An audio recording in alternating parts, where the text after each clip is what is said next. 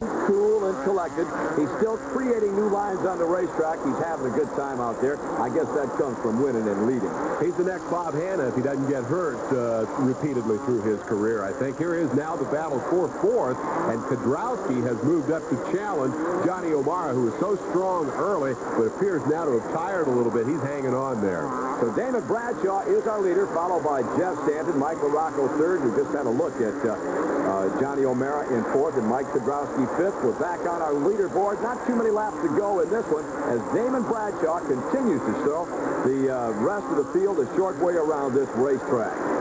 Silverdome jinx continues for this guy. Jeff Stanton still looking for his first win here. He was runner-up a year ago tonight in front of 45,000 of his fellow Michiganders. He has to settle for a plaque from the state senator honoring his accomplishments, but no checkered flag. You know, I go back to what you said earlier. In the position that he's in the point standing, there is no sense for Jeff Stanton to do anything other than follow Damon Bradshaw at this point.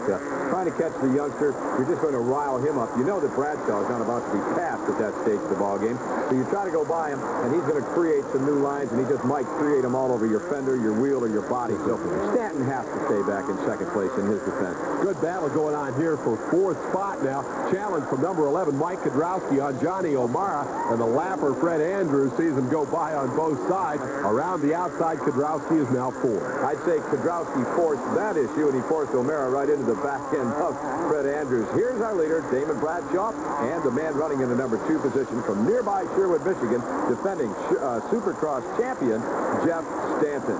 But Bradshaw continues to be the star of the circuit. 17 years old, a teenager from Charlotte, North Carolina. Yamaha paid some big bucks to hold on to this guy this year. My guess is it's going to cost a lot more if they want him for 1991. Can't help but wonder what it would have been like had he not been injured and missed a couple of races.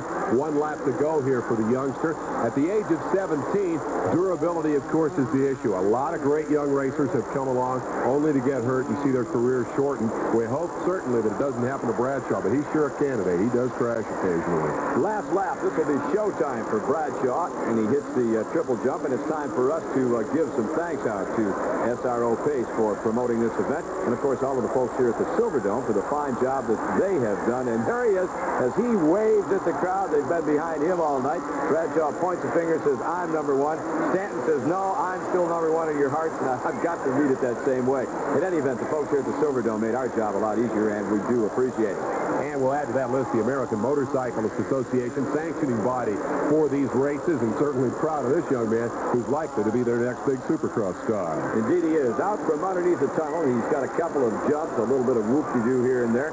He'll make a right-hander and head up toward the finish line jump. A big cross-up, feet off the pegs. The checkered flag is his, and Bradshaw wins race number 3 of the year for him. It's round 10 of the Camel Supercross Series. Well, Rocco closing on Stanton. Stanton had his hands full there to hold on to the number 2 position. Bradshaw wins it. An outstanding effort. Jeff Stanton second. Mike LaRocco charging finishes third. Kedrowski fourth, rounding out the top 5. The Kawasaki of former champ Jeff Ward. Ronnie Tichenor 6th, Larry Ward is 7th. Series leader Jeff Matasevich 8th tonight. That is significant. Bale and Dubach, let's go to the winner's circle. Again, I got out in the main and made everything click again. Jeff rode a good race. He made me work the whole time. There was no time for, showboating or relaxing out there. It was right there, and it's in his hometown. I know how it is. It puts pressure on you, but like you said, the points is what counts. I'm just glad to be here and glad to say that I think I'm back now. Bradshaw wins the battle. In the war, Jeff Stanton carves a bite out of Jeff Matasevich's point lead. It's just 7 points now with Ward, Bale, and Kedrowski 3rd, 4th, and 5th. Well, Damon Bradshaw said at the outset that winning the championship is kind of a far-reaching goal at this point. However, he said, "I'm going to be a spoiler. They're going to hear from me before this series is over." Larry, to me, this kid is the classic winner crash, crazy Charger teenager.